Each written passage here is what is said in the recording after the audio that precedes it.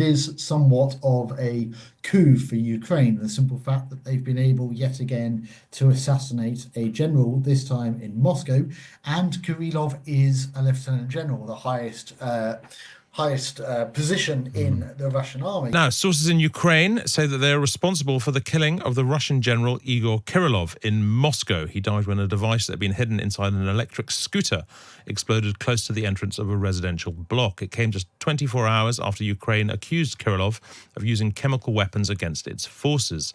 I'm joined now by Dr. Stephen Hall, assistant professor in Russian and post-Soviet politics at the University of Bath. Stephen, hello. Good afternoon, Hugo. Thanks very much indeed for being with us. Who was Igor Kirillov? How much do we know about him?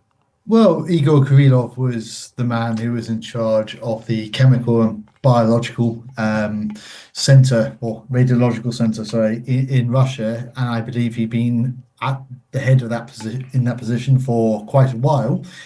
He was very much the man who had claimed that COVID was a US plot to infect Russia. He was famous for announcing that the United States was about to send so-called combat mosquitoes full of different chemical poisons into Russia. He was also famous for saying that Ukraine had biolabs, American biolabs within it. So he was someone who had said an awful lot about how America was using chemical weapons against Russia. At the same time, as often happens with the Kremlin, what they're doing is what they blame other people for doing. There are allegations that the Russians have used 4,300 chemical attacks in Ukraine since the full-scale invasion. And is it likely that his death will change the course of the war, or is this more of a propaganda victory for Ukraine? I don't necessarily think it will change the course of the war. I mean, there will be plenty of people within the radiological, chemical, and biological defense troops. He'll have a second in command. Undoubtedly, they will probably get promoted, at least briefly. So I don't think it will change the course of the war significantly, but it is somewhat of a coup for Ukraine. The simple fact that they've been able yet again to assassinate a general, this time in Moscow, and Kirillov is a lieutenant general, the highest position in the Russian army. So it is certainly a coup to be able to kill someone like that in central Moscow. And what sort of response would we expect from Russia at this stage then? Well, we can expect that Russia will say an awful lot. We can expect that there will be maybe missile attacks on Ukraine. The Z channels, the so-called propaganda channels, have been talking about how Russia needs to now start assassination runs against Western Anglo-Saxon people, politicians and journalists and where have you. But I don't think that will necessarily be the case. We can fully expect the Kremlin will launch a wave of missiles and drones at Ukraine in the near future. Dr. Stephen Hall of the University of Bath, thank you very much indeed. How significant would this be if Ukraine have managed to take out a significant figure in the nuclear and chemical defense side of the Russian military in Moscow in this way? Incredibly significant. What a blow to the Russians, not just the loss of a general, but the realization for us all that Russian generals are actually quite vulnerable, and that Russian intelligence wasn't able to detect anything unusual in the surroundings of this general. It really is extraordinary. And then, as concerns Ukraine, the Ukrainians have shown that just when things look very bleak for them, as they do at the moment, the Russians making advances on the battlefield, and Ukraine's future when it comes to American support being unclear. Just when things look bleak, they come up with a totally surprising act that then really shifts momentum a bit in their favor again. And presumably it shows that any general and any figure, I mean, maybe you can tell me whether that figure goes all the way up to Putin, anyone in the Russian high command is vulnerable, and that becomes a constant threat from Ukraine, presumably.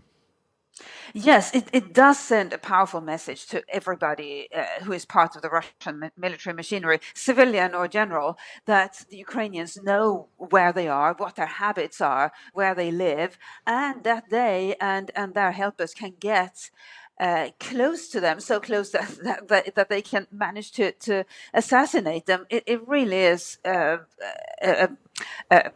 pretty extraordinary feat by the Ukrainians, and sends a chilling message to the Russians. And also we should remember that in a autocracy like Russia, it's the moment faith in the leader starts to deteriorate, then those officials, civilians and military, can decide that actually this is not working for us. So that makes Putin's situation a bit less certain. Will it affect the battlefield at all? I mean, presumably this guy was. I mean, we learnt that yesterday he was sanctioned and criticised by Ukraine for using chemical weapons on the battlefield. He is a significant player. Nobody is irreplaceable. So he will be succeeded by somebody who was one step down from him. So I don't think that will make a major difference. But the big blow to the Russians is in the realization that not even their highest-ranking officials are safe from Ukrainian assassination attempts, and indeed successful assassinations. And that will be a really troubling realization for every general and senior civil servant waking up today and tomorrow and in the coming weeks and months. Yeah, interesting stuff. Elisabeth, great to speak to you. Elisabeth Braw there is Senior Fellow at the Atlantic Council, Ukraine Fights Back.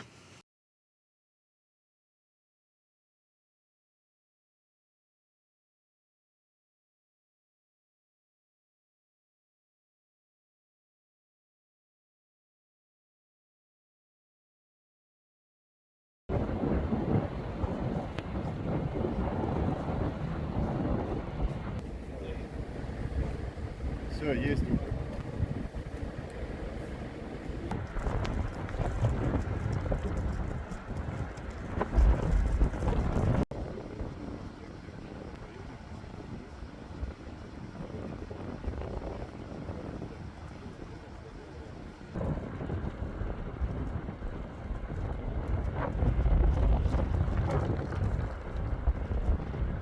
Министерство обороны Российской Федерации продолжает изучать материалы о нарушениях Украины и вопросов, касающихся радиационной безопасности. Целью ударов являлись ядерные реакторы, хранилище свежего и отработанного ядерного топлива, а также другие объекты критически важной инфраструктуры. Вместе с тем, с большей долей вероятности ситуация могла бы развиваться по совершенно другому сценарию.